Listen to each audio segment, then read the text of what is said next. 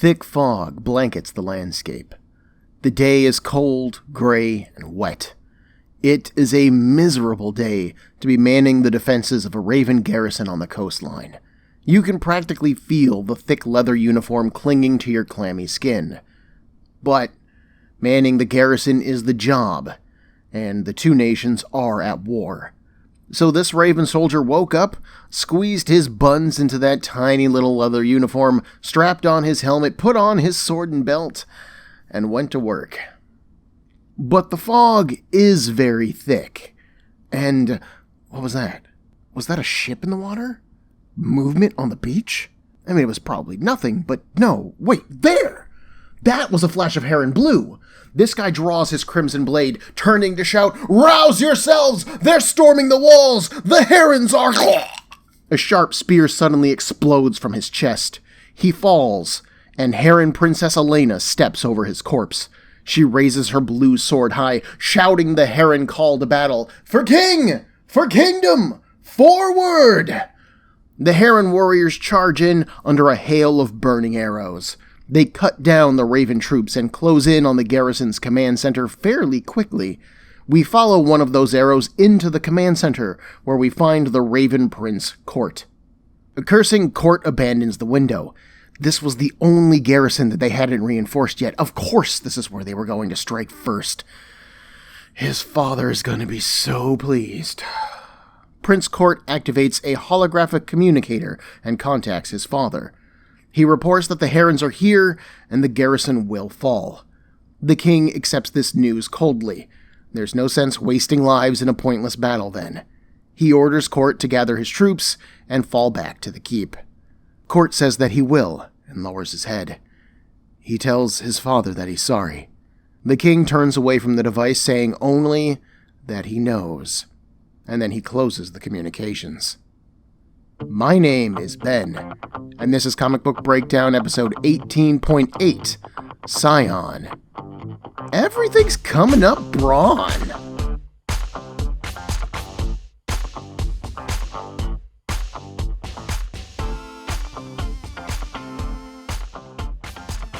At the Raven Keep, we are in the war room with King Victor, who is actually named in the comic for the first time, and Prince Bron. Bron is naturally pissed at the loss of the garrison and Court's failure. He comments that his brother is no warrior. He should have been the one to hold the garrison. King Victor calmly, although a bit snidely, replies, "And what would you have done differently, Bron? Not been caught unaware? Could you have somehow conjured up more men than the handful that we had stationed there? The garrison is lost, and there is no sense being upset about it. He needs to calm down." How can Bron be calm, though, when herons walk their very shores?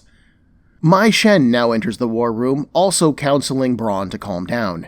They should stay focused on fighting their enemies, not each other.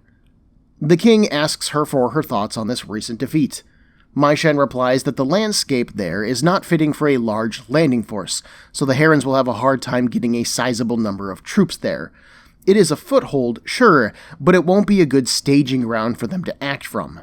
The Ravens can use this time, in the meanwhile, to blockade the surrounding areas, essentially keeping the herons trapped there. The king is pleased with this advice. At least someone here can offer constructive criticism. He then brings up that the herons seem to know exactly where to hit them. This was the one place that they had been unable to fortify. It's like they knew.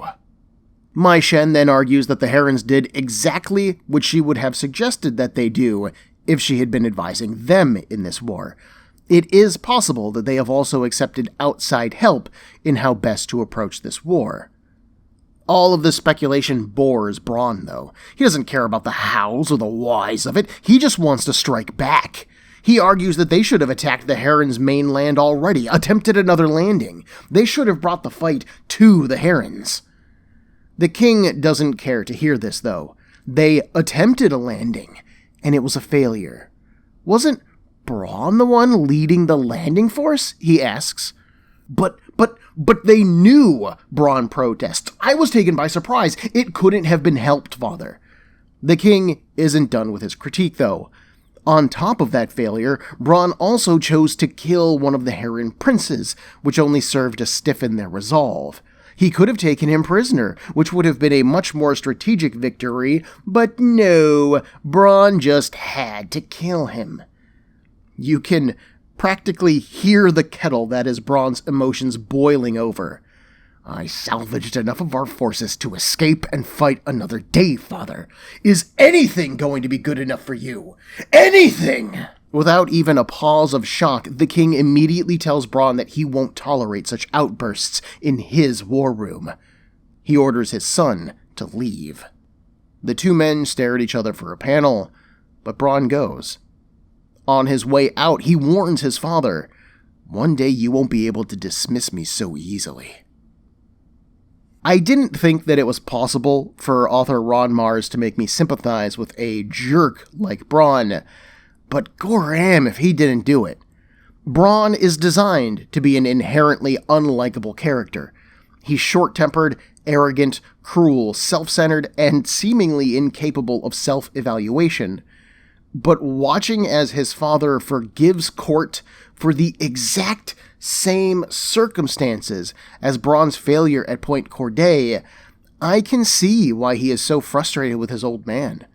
Both of the princes were caught off guard, both of them were forced to retreat, but it appears okay when Court does it. It's unavoidable then. But it's a damning failure when Bron does it. I suspect that this stems from the fact that Bron is the firstborn, and as such heir to the throne. The pressures on him are different than those on Court, and so King Victor holds him to a higher standard. It feels like the king is trying to get Bron to improve to me. This is why he brings up Bron's failure at Point Corday. His intent here isn't to rub Bron's nose in it. He is saying, have some sympathy and understanding for Court, because he faced the same challenges that you did, and he had the same outcome. The king then goes on to start questioning why this happened, trying to show Bron how you should handle this situation. But Bron doesn't care about that at all. He isn't interested in improving his tactical abilities. He has no use for self-reflection and improvement. He just wants to hit things because he understands hitting things. So I don't think that the king's intent here is malicious. He isn't trying to cut Bron down. He is trying to get Bron to recognize his flaws, both personally and tactically, so that he can improve and be a good king to the Raven Kingdom. But the king's delivery is absolute no swearing, and it does end up coming across as cutting Bron down just for the fun of it. It's a kind of heartbreaking scene, actually, when you think about it. There is a lot of depth here for a guy who has been portrayed as a one-dimensional jerk so far, and I love it. We also see Mai Shen hint at the existence of burned wrecks over in the Heron Lands, an outsider like herself. How much does she know about him and his involvement? Well, we don't know yet. We've spoken before about the First and their bevy of superpowers, so it's possible that she knows more than she is telling. It's also possible, since Mai Shen is here repping House Sinister, that she would expect House Dexter, her rivals, to do the same with the Herons. Whether that is all guesswork or not, well, I guess we'll find out. I do question Mai Shen's military advice, though.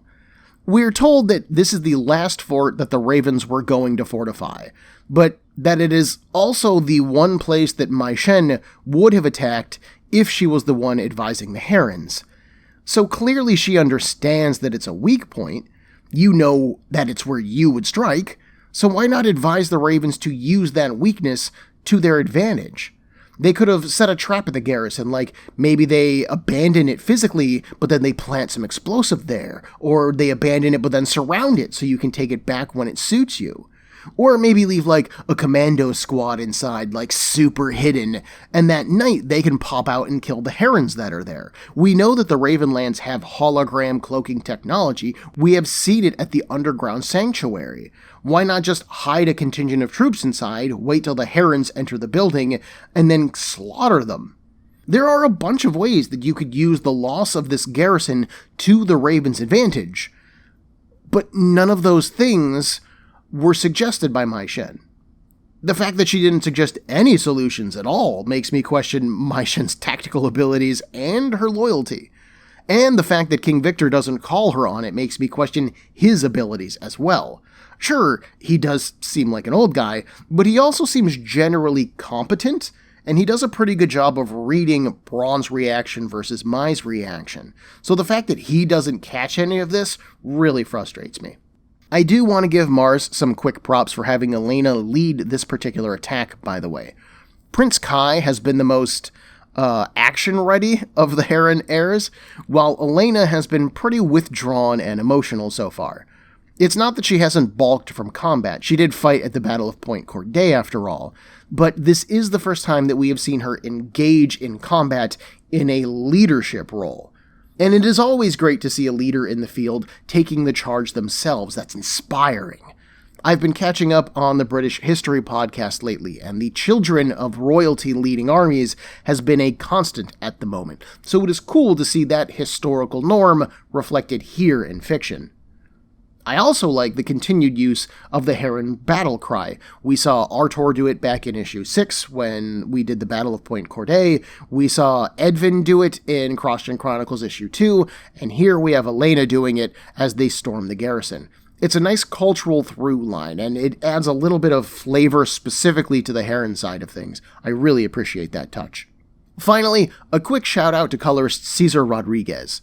This opening scene is really reliant on the fog disguising the Heron landing, and Rodriguez makes the fog look real. This isn't just gray pages. There's a thick white cloud and wispy strings of gray surrounding everything. It looks great. The glowing colored swords really pop against it too. It's just lovely to look at. These are a couple of pages where if you think about them without the coloring, it's pretty much just figure work. There's not a lot of backgrounds here because they're swathed in fog. And if the fog effect wasn't believable, these pages just wouldn't work. Having left the war room, Bron is still ranting to Mai Shen about his father's treatment of him when they run into Ashleigh and the hunting dog Reaver. She isn't surprised to hear that Bron and the king had yet another fight. That seems to be business as usual for them. Reaver growls at Bron's approach, so Ashleigh puts a hand on his head, calming him. She says that someone probably treated Reaver badly as a pup, hence his temper. However, he's also learning to control it, reflecting Bron's own bad behaviors. But her brother isn't in the mood to exchange passive-aggressive barbs today. He's still seething after hearing about Court's recent failure at the garrison. Ashleigh is surprised to hear that such a loss is even possible with such a brilliant tactical mind in their midst, glancing over at Mai Shen. Yeah, girl, that's what I'm saying. Not one to take an insult lightly, Mai Shen tells the princess that even a well-prepared fighter can be defeated by a foe who has surprise on their side. She would be wise to remember such a thing. She then goes to leave, but Ashleigh grabs her by the bicep. Mai Shen would be wise to remember that she is here to advise on military matters, not family ones. Does she understand? Oh, Mai Shen says that she understands Ashleigh perfectly. But the princess has no idea about who Mai Shen really is. Keep pushing, though, and you'll find out. She yanks her arm free and joins Bron again. He has been waiting for her, but now that she's ready, he has a new concern. Bron thinks that it's high time he took his dog back. Bron calls for Reaver, but the hound stays by Ashleigh's side. He calls again, louder, and then again, more angrily. But Reaver doesn't move. Ashleigh just smiles. He isn't listening to you anymore, brother, despite your tone, she says. Or maybe because of it. Defeated, Bron warns Ashleigh that the order here will change one day, and she had best be careful of who she wrongs in the meantime. So, there isn't a lot of subtlety in this scene. The threats being made here are so thinly veiled that they might as well be made out of lace. Ashleigh pokes Bron about his temper regarding their father. Ashleigh pokes Bron over being unable to control his temper while an animal like Reaver can. Ashleigh then pokes Mai Shen's tactical abilities and then outright tells her to stay out of their family squabbles. And then at the very end, Ashleigh pokes Bron's inability to bring Reaver to heel, indicating that the way he uses his power doesn't work. Where King Victor felt like he was trying to get Bron to improve through needling him, Ashleigh does feel like she is just more making fun of Bron. Given the previous conversations between the siblings, it feels like this is their sibling relationship. Bron is a jerk, Ashleigh uses her intelligence to make fun of him for it, and Bron gets more angry and becomes more of a jerk in response. The cycle continues on and on for the entirety of their lives. We also see Mai Shen and Bron both threaten Ashleigh, although they do so without promising much of anything. They both pretty much warn her that she should watch her back, which I'm sure feels like a standard goodbye from these two at this point. But Bron's been getting increasingly more bloodthirsty over our past few issues. I wouldn't just brush those threats aside. We also get to see Reaver again, and I just love him so much. He's such a good dog ignoring Bron.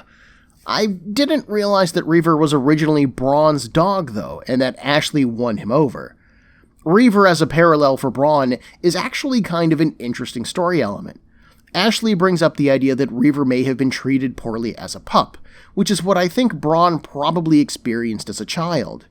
Both of them were violent, both of them were short-tempered, but Ashleigh uses kindness and compassion to win Reaver over. And we will see in a minute that King Victor has a lot of love for Ashleigh. Ashleigh seems to have everyone's love and respect, while Bron seems to get everyone's contempt and derision, which I'm sure makes him even more frustrated and more prone to lashing out. I'm not saying that I condone Bron's behavior or his personality, but I do think that we can see the forces that shaped the way that he works. And like I said before, it's kind of heartbreaking. Leaving Bron and Mai Shen, Ashleigh finds her father in a darkened, quiet hall. Stone statues of previous Raven rulers line the wall, including Alexei, who we last saw in Cross-Gen Chronicles issue 2. Ashleigh says that she looked for her father in the war room first, but when he wasn't there, she figured that this would be the next best place to find him. For perhaps the first time in this entire series, King Victor actually smiles. She knows him so well. But yes, he figured that staring at maps and troop projections would change nothing right now. The garrison is lost, but thankfully Court escaped capture, or worse. King Victor looks up at the nearest statue. He likes to come here to clear his mind, hoping to find inspiration in the past as he considers their future. Ashleigh asks if he's worried about the war effort, but no, he says. It's not the war that concerns him. He offers her his arm and they begin to walk the length of the room. Victor tells his daughter that he's old. And he doesn't just mean in his age, he can feel it in his bones when he wakes up in the morning. Bron is set to take the throne once he dies, and honestly, that is what worries him. The burden of responsibility does not fall well on men of Bron's temperament. Yes, there have been great kings in their line, and not so great kings, but the dynasty has always survived them, and he worries that under Bron's care, it will fail. They walk up to the Raven Throne, which is a beautiful stone seat. The red and black raven crest rests at head level, suspended between two wings of stone. It is a beautiful piece of artwork, and the king asks Ashleigh to sit upon it. And she is like, "Yo, Dad, I can't. It is not my place." And he scoffs. "If not for the timing of your birth, it could have been yours. So sit, I insist." Finally, she does, and maybe I just like a powerful woman, but whoo, she looks good. Ashleigh then argues that the throne is Bron's to take, though. It has been tradition for generations that the firstborn inherits the throne.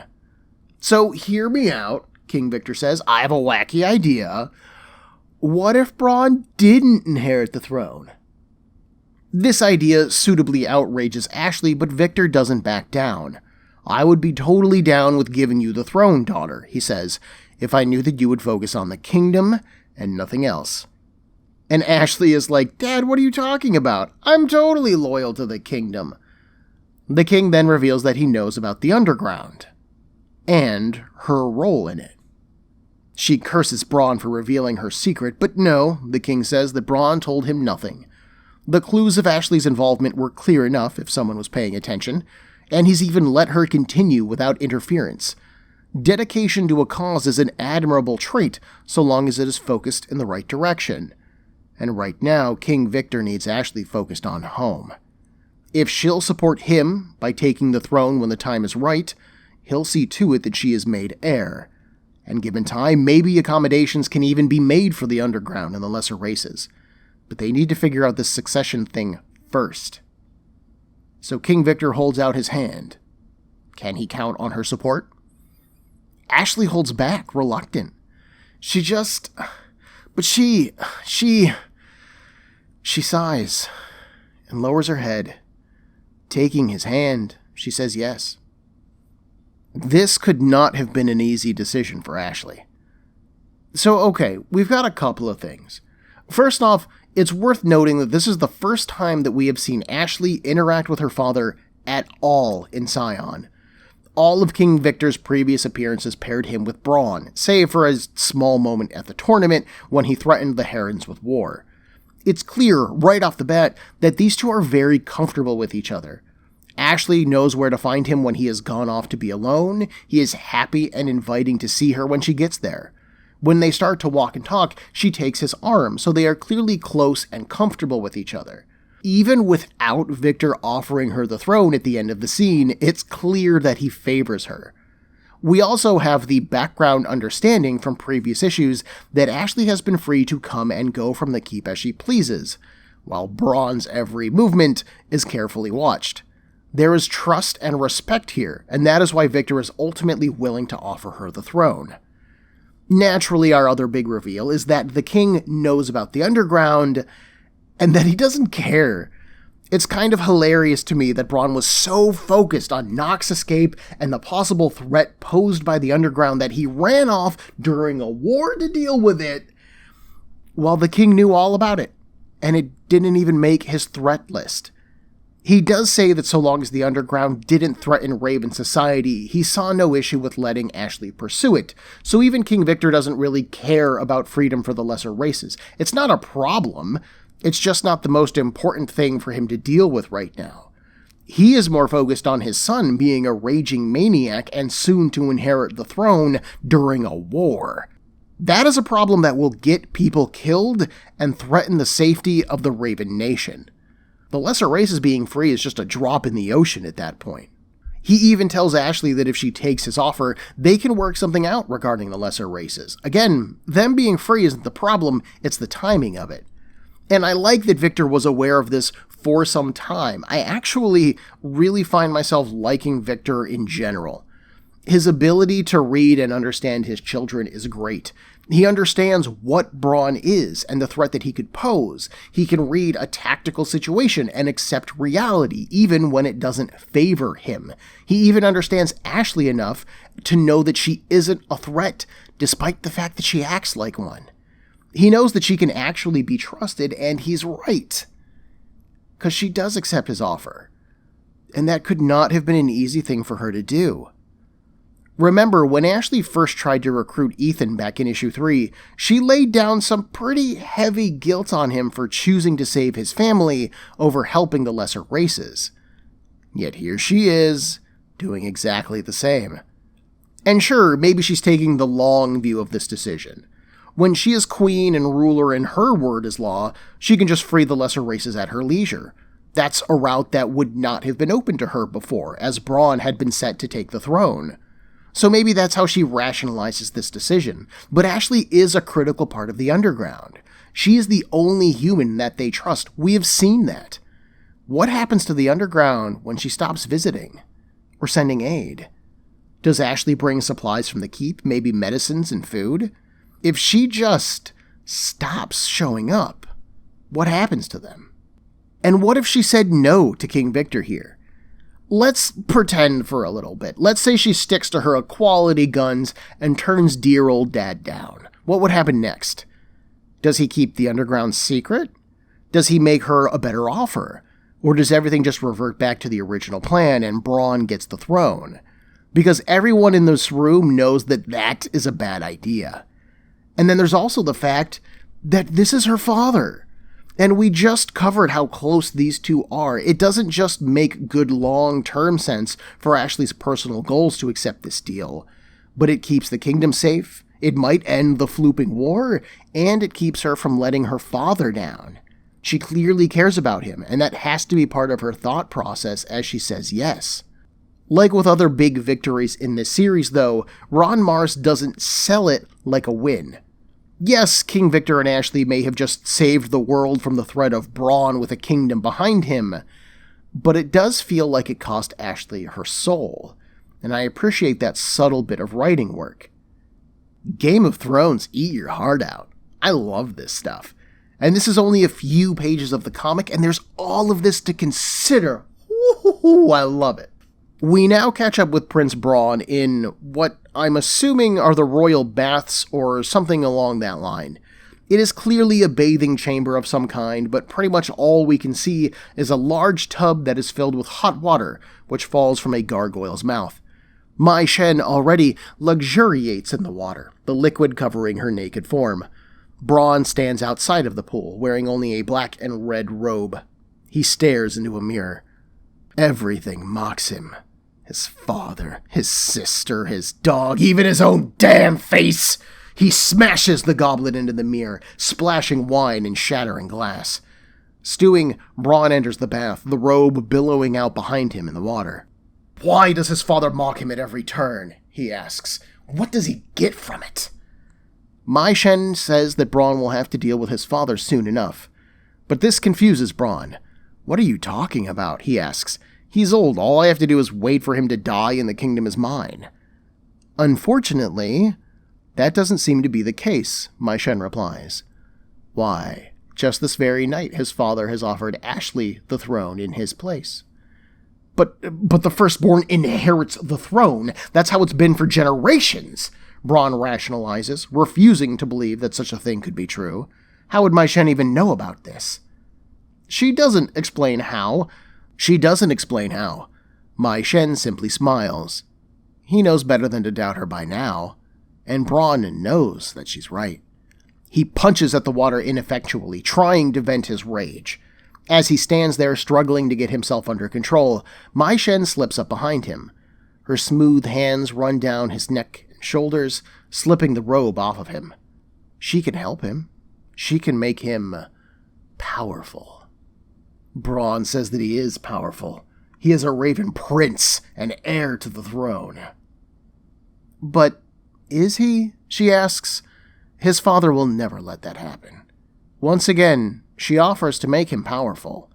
And this time, when she says it, her eyes flash with crimson energy. Startled, Bron grabs her by the shoulders and pushes her back a bit. What are you?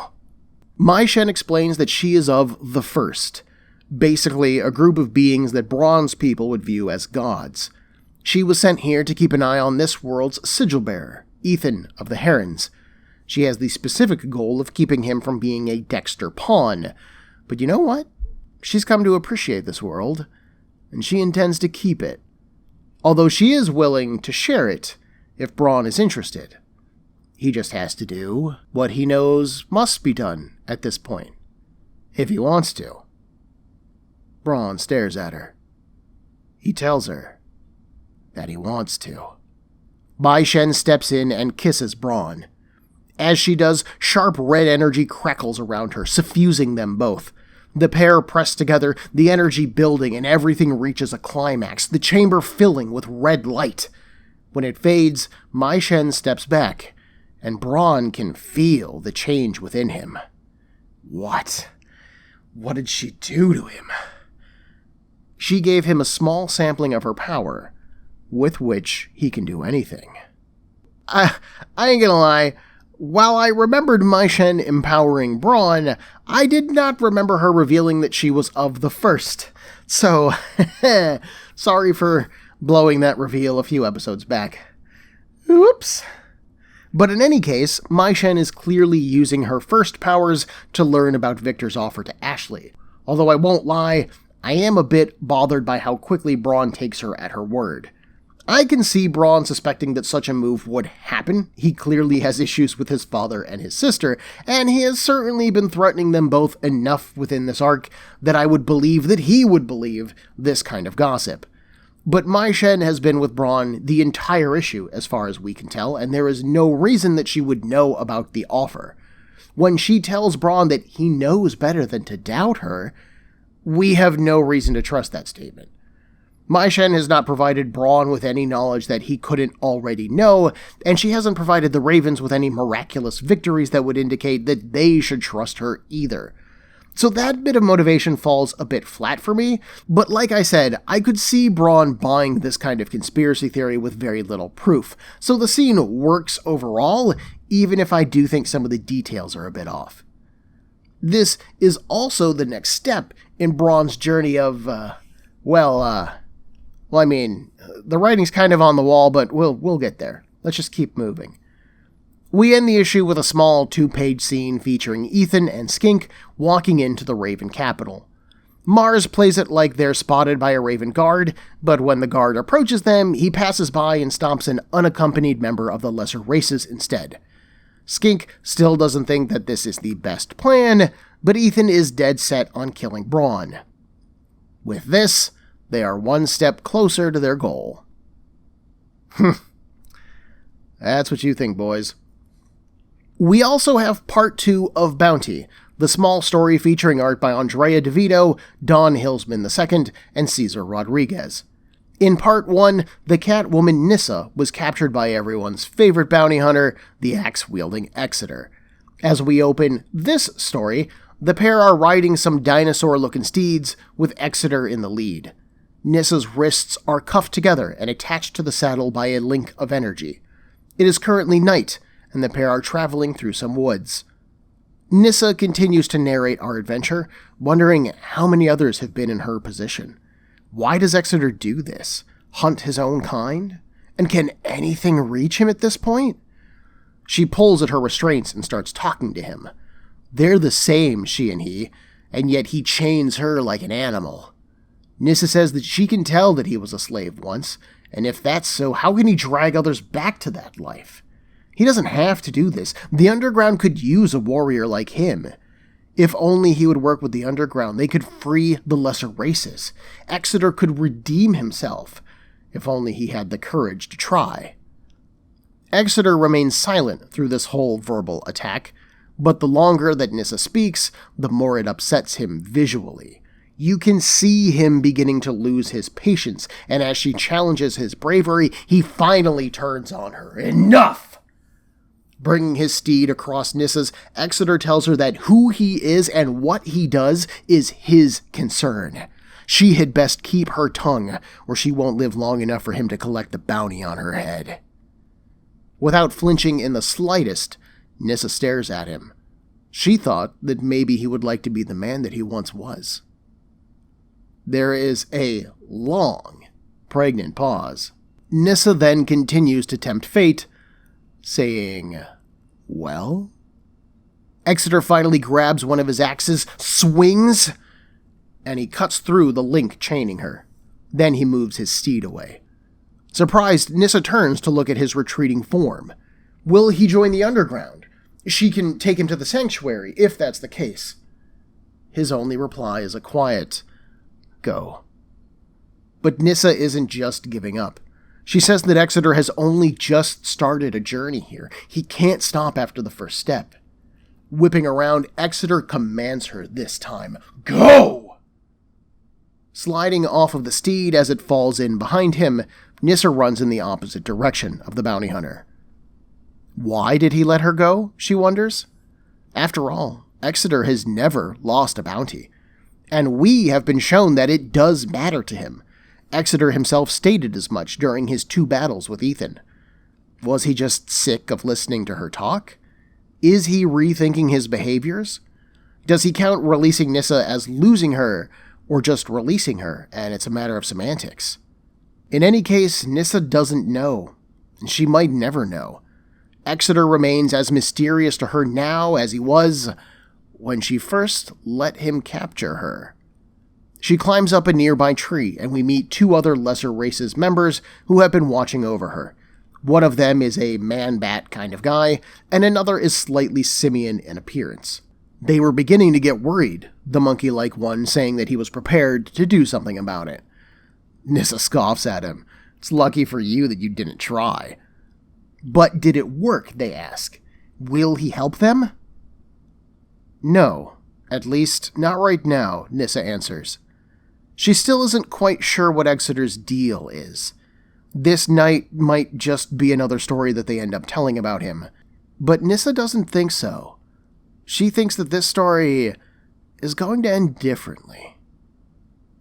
Once again, this story is pretty straightforward, much like Part 1. Mars is attempting to flesh out Exeter's character a bit more, and CrossGen was showing off DeVito's skills as a penciler. All of this works fine. The questions that Nissa are asking are basically questions that the audience either has been or could have been asking as well. What are Exeter's motivations? Where does he come from? Can he change his behaviors? Will he change his behaviors? This story would certainly show that Exeter has changed. After all, he let Nissa go, which is something that we are told he does not do. What has changed in him? What are his goals and motivations now, though? Well, hopefully that is something that we will explore in the future. It's kind of dumb that I'm putting this in here, but I feel like it bears mentioning. This issue also features a April Fool's Day letters and speculation page. They are meant to be silly and humorous, and to that end they absolutely work. But the notable thing about them is that they were written by none other than Gail Simone. Technically, these pages were the first paid work in the world of comic books that Gail ever got. She is uncredited in the issue, which is a damn shame, but yeah, there is something extra thrilling about rereading these knowing that Gail wrote them. They're just fun, and they're silly, and a little bit dumb, but they're a good time, and I suggest you get a chance to read them somehow. Buy the issues. Buy the issues. They're in every dollar box, I swear to God. You can find these no problem. But now, we have made it to issue 12. Despite the fact that CrossGen has long closed its doors, it is still a pretty amazing thing for a new comic book company to launch with a brand new, complicated, overlapping mythology while still making each of its products unique and make it to its first year. Marvel, DC, and Image each kind of rule the comics industry. Marvel and DC are the classics, the established brands, the giants who rule. And Image's ability to tell whatever stories it wants allow it to appeal to the readers who are basically sick of superheroes and their complicated decades of continuity. CrossGen coming in as a company trying to do all of those things was a really ballsy move. And as of this issue, they had been doing it for a full publication year. So I just wanted to take a small moment to appreciate all of the hard work that got us here, both on this comic in itself, but also behind the scenes, getting this comic created at all. Excellent work all around, folks, and it has been a wonderful ride getting here. So on to the issue. It opens on a dark and stormy night. Well, this is a gloomy pair of issues we're getting here. Lightning cuts through the clouds that surround the Raven Keep. A heavy rain pours down on a pair of guards, one of whom bemoans this night's assignment. He wasn't scheduled for night watch, but then it starts raining, and guess what? He's got night watch. The captain has it out for him, he swears. The other guard switches up topics, bringing up the garrison that Prince Court lost. Court is fair-handed with a sword, for a royal, but he's no soldier. Now Prince Bron, there's a royal who I wouldn't mind having my back in a fight. The Herons might have taken that garrison, he says, but that's as far as they're gonna get, you'll see. No Heron will ever set foot in the Raven Keep. Behind the guards, Prince Ethan of the Herons sneaks up to the large drain that is set into the stone foundation of the keep, with aims of setting foot in it. Skink moves up next to him, silently, and they wait until the guards are a fair distance away. Then Ethan generates a small energy knife and starts to cut through the bars. Skink cautions speed. The guards are bound to notice the permanently damaged drain when they return. But the blade does its work, and soon enough they're inside. As our heroes make their way into the keep, we move to King Victor's study. This is actually the same room that we saw Bron and the King in at the end of CrossGen Chronicles issue 2. King Victor stares into the large open fireplace, but his focus isn't completely consumed by it. He can hear Bron enter the room, catching his son off guard when he greets him. "What are you doing here at this hour?" he asks. The prince says that he's been thinking about the future. King Victor prods the burning logs with a fire poker. The future? Yes, so is he. Bron then goes on to talk about the Raven dynasty and its traditions, and how right all of that is. He ends with the accusation that the king is planning to put Ashleigh on the throne in Bron's rightful place. "Ah," the king says, "so the walls do have ears." Bron shakes his head in confusion. "Why would you do this, father?" Now it's Victor's turn to talk. Wielding the throne is different from wielding a sword. Bron can't control himself, much less control a kingdom. He couldn't even raise his own dog right, and Bron gives him no sign that he will ever be ready for this level of responsibility. So if tradition demands that Bron get the throne because he's the firstborn, then damn that tradition. Yeah, I want to put Ashleigh on the throne. She's got it together enough to lead a secret rebellion. What have you got going on, kid? Nothing. During the king's speech, Bron has moved over to the fireplace, and his fingers close around the fire poker. He tells his father that he's sorry, and then he spins, clubbing him in the head. The king crumbles to the floor. He pushes himself up, trying to glare at Bron, and blood runs down his face. "Really? You would do this?" he asks. Bron stares at him. "I don't have a choice." Now the king sneers, quote, "I should have had you smothered in your cradle," end quote. Raising the poker over his head, Bron agrees. "You should have." Then he beats his father to death. After several more blows, the work is done, and Bron pauses for a moment. His father's dead body lies in a crumpled pile in a pool of his own blood. Bron drops the poker, his face devoid of any emotion. Kneeling, he pulls a raven signet ring off of his father's finger. As he does so, Princess Ashleigh walks into the room, asking her father to take a look at something. And obviously, he ain't gonna do that. Horrified by what she discovers, Ashleigh drops the book that she had been carrying and draws a knife. "You did this," she says to Bron, and then she charges at him. But Bron grabs her weapon hand and stops her cold. She can't move. "Did I do this?"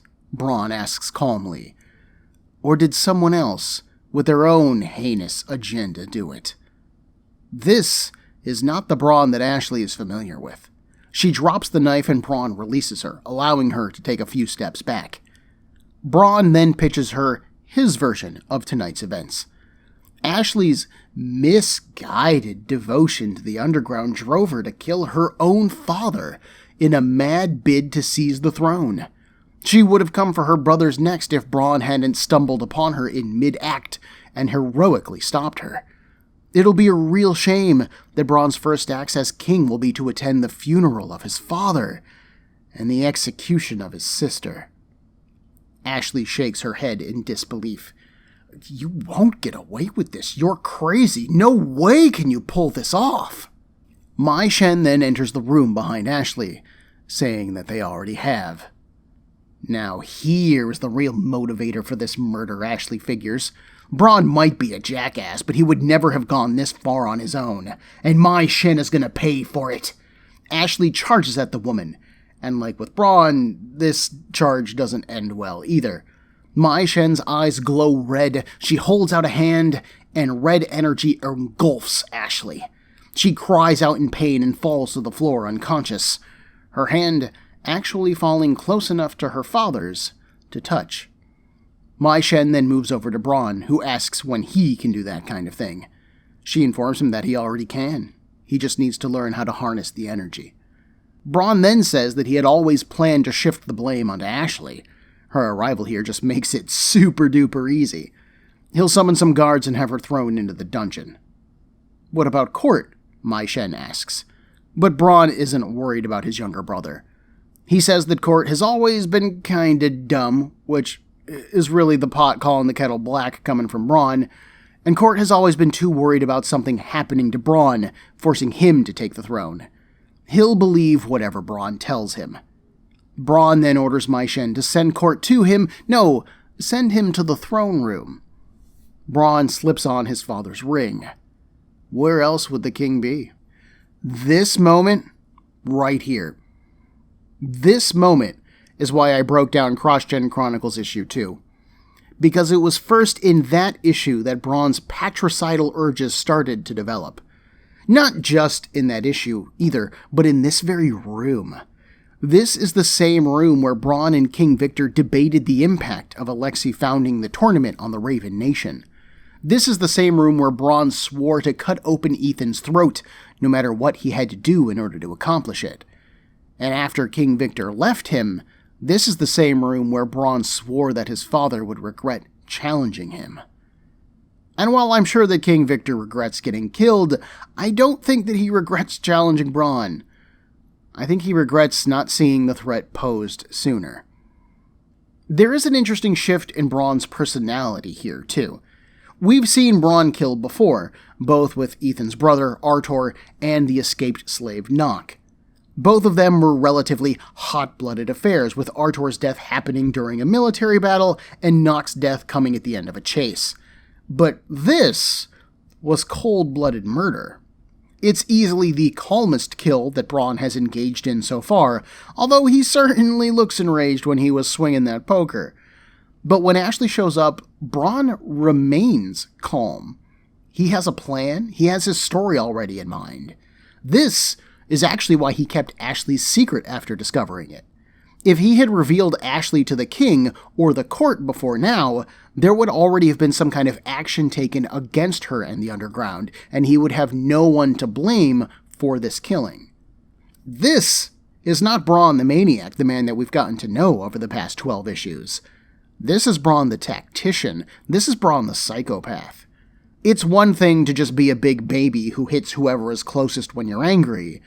It's another thing to plot and plan and then execute a vision by murdering whoever stands in your way. You know, Bron might just make a king yet. How much of this is Mai Shen's influence, though? We don't really know. It certainly doesn't feel like Bron's normal level of planning, and we saw last issue that Mai Shen was the one pushing for Bron to remove his father from play. Even Ashleigh says that Bron wouldn't have done this on his own, and personally, I agree with her. Bron is normally far too short-sighted to both plan this murder and then pick a scapegoat to blame it on. It certainly feels like something that Mai Shen would suggest, though. Obviously, Bron is still culpable for his decisions. He still did this. Mai Shen may have given him options, and this is the one that he picked, but there is no escaping the fact that he picked it. He is still responsible for this. Like I said back in issue 8, you don't tell an arrogant, hot-headed fool of a prince that you're removing him from the line of succession. Not if you plan on living. This is a big jump for Bron, and it's really the culmination of everything that this particular arc has been building towards. After establishing Ethan and the world that he inhabits in our first arc, Mars has spent quite a bit of this arc exploring who Bron is, how he interacts with the world, and how he deals with his problems. It's actually really cool to see Bron written as his own character, with his own motivations and goals separate from our leading character. He doesn't even have any idea what Ethan is up to right now, and frankly, he probably doesn't really care yet. But this arc has allowed us to learn about Bron's childhood, what his relationship with his various family members is like. It revealed Ashleigh's allegiance to the underground and put that card into Bron's hand for use here, and we even got more of an introduction to Court, who will be a new piece of Bron's cast moving forward. In a 7-issue arc, our bad guy basically starred in 2 issues, all without disrupting the narrative flow of the comic. All of that is basically a long way of saying that Ron Marz has written one hell of a good book, and I'm thoroughly enjoying myself here. Just a pleasure to read. Mai Shen does her job, and when we return to the comic, Court is entering the throne hall. Sure enough, he does indeed find Bron there, sitting on the Raven throne. His hands are folded before him, hiding his face. Court is confused as to why Bron is there, of all places, and doing the best acting of his life, Bron explains what happened, and yes, I am using air quotes. It takes about 2 pages of discussion and back and forth between the brothers, but Bron convinces Court that Ashleigh was the one who killed their father and who had aimed to kill them as well. Thankfully, she was captured and is currently being held in the dungeons. That just leaves the underground to deal with. Bron asks Court to lead a contingent of troops to the underground sanctuary. He knows where it is after their knock hunt in issue 8. Will he do as his king asks? Court kneels. Quote, "I am your servant, my king." End quote. There isn't a whole lot to comment on here. We not only get to hear Bron's story a second time, given that he just told it to Ashleigh, but we also witnessed the truth as well. So that's 3 times now that we have covered that the king is dead, long live the king, huzzah. So I won't lie, this scene feels like a bit of a waste of time to me. But this is one of the few times that we have gotten to interact with Court as a character at all. He briefly appeared in issue 6. He's the one who told Bron that it was time to retreat at Point Corday, and he was basically wallpaper in issue 8 when he helped Bron hunt down Nock. What we do learn about Court in this scene is that he trusts Bron for some reason that I cannot understand. Like, King Victor knew that Bron was dangerous. Ashleigh clearly understands that Bron is dangerous, but Court is just like totally oblivious to Bron's true nature. We've been told before that he worshipped Bron when he was a child, and that certainly seems to be true here. He accepts this story about Ashleigh easily, not even asking to see his sister, and Court is down for razing the sanctuary to the ground. He might not be a great soldier, but Court sure seems good at accepting orders. This scene also explains why Mars had Court ride with Bron back in issue 8. We don't know anyone else in the Ravenlands right now. We haven't met a general or a military commander, or like a major domo, or a king's aide, or anything along those lines. We've just met the royal family. And we are going to start to see Court acting as Bron's military right hand as he steps into his new role as king moving forward. So Mars established how far he'll follow Bron in issue 8, and that is to murder, by the way, and also made the location of the sanctuary known to Court so that he could then return to it. Mars put all of the pieces up on the game board already, and now we are watching them play out. Below all of this, in the dungeons, Ethan slices through yet another stone wall. Thankfully for them, Skink notes, the hallways are empty because they just made some noise. Ethan scans the hall, ruefully saying that he never thought he would come back here willingly. Skink cautions that they move quickly. Dawn is only a few hours off, and the keep is a large place to search, especially when you're only looking for one man. It's only a matter of time until someone discovers them, and then they have to fight the whole keep. But Ethan isn't really listening, lost in memories of the dungeon.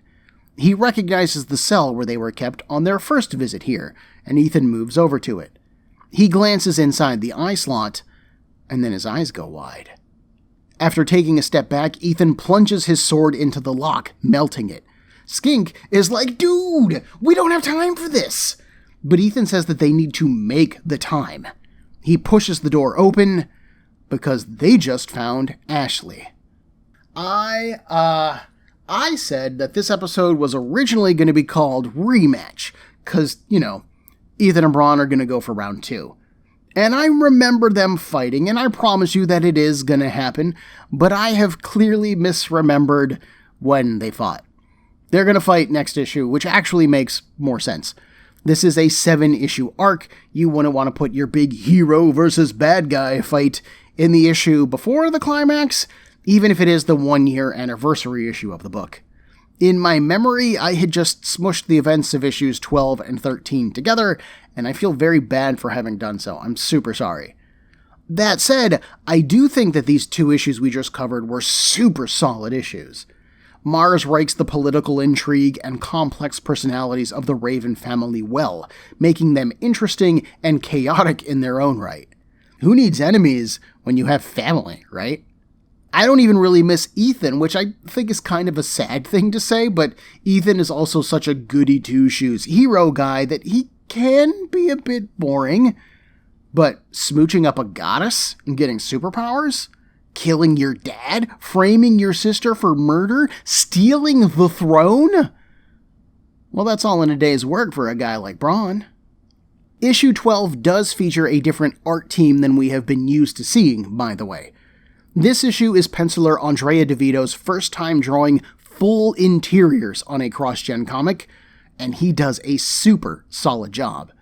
DeVito plays with shadows here a lot more than regular artist Jim Chueng does, which is fitting given the subject material and tone of these particular issues. His figures are a little bit more, super heroic, I suppose would be the best term I could use. Chueng's King Victor is thin and just slightly frail. He looks like a man who was once in good shape, and he's just gotten old over time. But DeVito's Victor is much thicker, much more muscular of a dude. Chueng also tends to draw Bron as fairly stocky, like, he's in good shape, don't get me wrong, he's just a bit of a barrel when fully clothed. But DeVito's Bron is wide-chested and thin-waisted, no matter what he's wearing. Again, he looks more like someone out of a superhero comic than a fantasy one. These aren't complaints, by the way. I'm not saying that this is a bad job. I'm just trying to communicate the differences in Chueng and DeVito's styles. DeVito does do a great job of recreating Victor's study and the throne hall, both of which are established locations, and so they need to match their previous depictions. The Raven Throne is lacking a little bit of finish in my mind, but again, the basic shape and gist of it is there. DeVito does a great job as a fill-in artist here, teaming up with inker Rob Hunter and colorist Paul Mounts. It's honestly just good flooping comics, y'all. So next time, and this time for realsies, coming in from the west, in the blue and white corner, we've got the sigil slinging, the energy sword exacerbating, the peace breaking prince of the herons, Ethan! And in the other corner, we've got the beast from the east, the sinister soldier, the prince-slaying kingslayer, we've got King Bron! Can Ethan avenge his brother? Will Ashleigh avenge her father? It's the moment we've been working towards for a whole year of comic books. Join me next week for Comic Book Breakdown episode 18.9 of Scion Rematch! Everyone, there are a million podcasts vying for your time and attention, and I'd like to thank you for listening to mine. If you would like to get in touch with me to share a concern, request a series, compliment me, berate me, whatever you like, send me an email at cbbreakdown@gmail.com. Otherwise, thanks for listening.